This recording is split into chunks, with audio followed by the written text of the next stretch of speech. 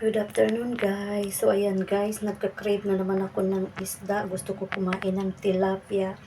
So kaya grabe pagod ko pagbili nito. Gawa na magsusundo ako kay Bunso ng alas 3. Ang ginawa ko, puro takbo para makahabol ako doon sa pagsundo kay Bunso ng alas 3. Medyo 15 minutes kasi yung papuntang palengke, lakad lang yun. Tapos pabalik 15 minutes din. Kaya grabe yung lakad ko, talagang hindi lakad, takbo. Grabe ang hingal ko, yung sobrang lamig. Yung sobrang lamig dito ay baliwala sa akin kasi pinawis ako. Grabe exercise, makakain lang ako ng tilapia. Wala kasi dito yung mag-asawa, pumasok pang hapon parehas. Kaya may time na naman ako kumain ng aking pagkain. Yung mga anak na 3, lulutuan ko lang sila mamaya ng mushroom na may karne. Ito, ako lang ang kakain yan. Kasi hindi naman sila kumakain yan. Piprituhin ko. So, ayan guys, nalilisan ko na yung aking isda. Na-marinate ko na siya ng asin at magic sarap. Mamaya piprituhin ko siya. Lagay ko muna sa rep. Ayan, nabalot ko na siya ng cling wrap. Ilagay ko muna sa rep para mamayang gabi ko na siya lutuin. Yung buntot at katawan ng piprituhin ko. Bukas yung ulo, gagataan ko. Lagyan ng talong. Good evening guys. So ayan guys, ipiprito ko na yung aking tilapia. Ayan naman yung para sa mga alaga ko. Mushroom. At saka nalagyan ko siya nitong karne. Ang kamatis na yan, sausawan ko na ng pritong tilapia. So ayun guys, nag-iinit na ako ng mantika. So ayun guys, ipagprito ko na ang ating tilapia. Ito naman, dagat ang tulang dito sa lagyan ko ng tulang. So ayun guys, binalik ko ito na. Lalagyan ko sa pitas na ito. So, ayan guys, luto na ang aking fried tilapia. Sasawsawan ko yan dito ng kamatis with oil.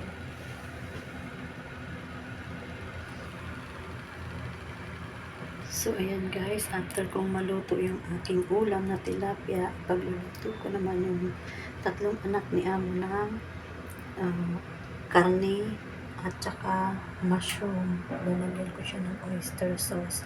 Ang rekado niya ay luya lang. Hindi dito nagre-rekado kundi luya. Luya ng luya. So ayan guys, nag-iinit na ako ng mantika para igisa yung karne. Ay hindi pala, mushroom muna. So ayan guys, 50 yan ako naman yung mushroom hanggang sa masunog-sunog siya ng konti.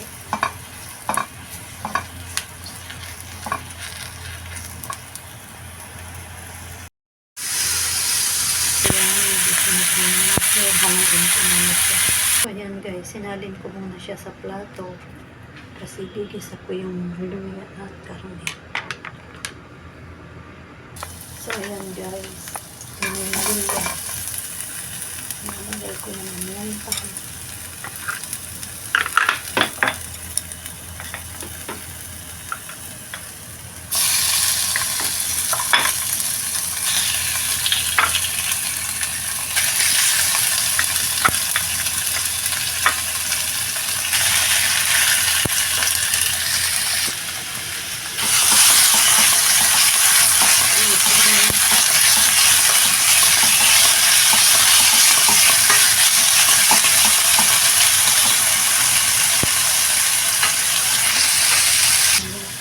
Ihahalo ko na yung mushroom.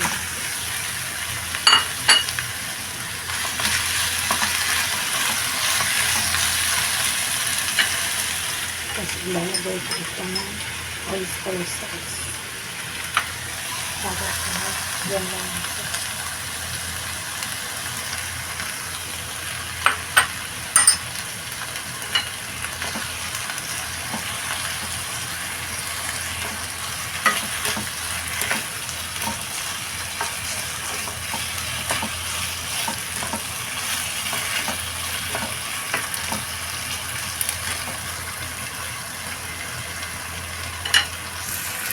So ayan, tinakpan ko muna para maluto na maigi yung karne.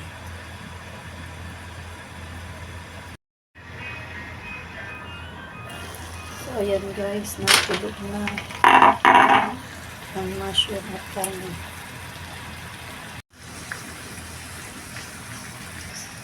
So ayan guys, luto na yung mushroom with meat. Ayan, hangugin ko na siya. Mag-blanch na lang ako ng gulay. Tapos, ready na kami kumain.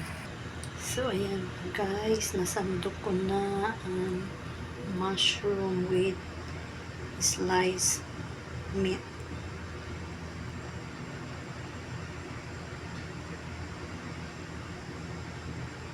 At para sa aming gulay, iba-blanch ko lang yan. Pak choy kung tawagin dito sa Hong Kong. Pak choy. Pakulo na akong tubig.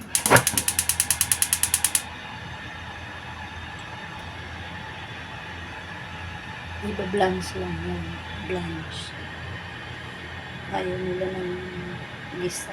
Ayan guys, kulo na yung tubig. Iba-blanch ko na yung gulay.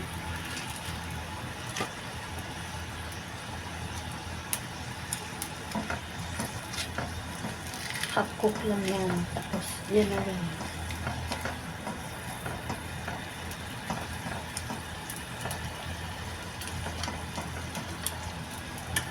Takpan ko isang kulog lang.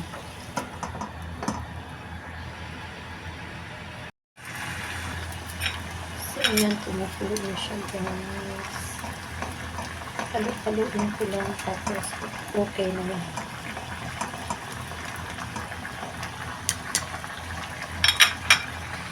So, ayan na guys, our dinner is ready. Ayan na yung binlunch kong pak choy, yung mushroom, at sa akin naman yung isda. Sausawan ko ay kamatis. Ganyan lang dito guys, napakasimple ng aming pagkain. Yung dalawang anak lang ni Amo ang kakain kasi tumawag yung lalaki. Sa labas daw kakain kasi nasa school pa. So, ayan guys. See you on my next video. Sa mga hindi pa po nakasubscribe sa akin YouTube channel, please do subscribe. Marmila Mix Vlog. Please like, comment, and share. Thank you so much po. God bless. Bye-bye.